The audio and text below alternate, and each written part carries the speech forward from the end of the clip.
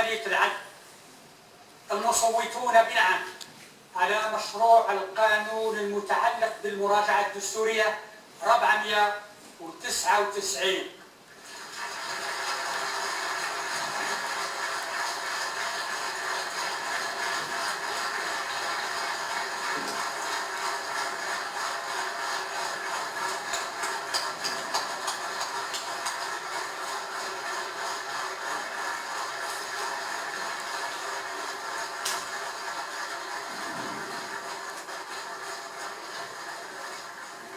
المصوتون بلا 2. الامتناع 16.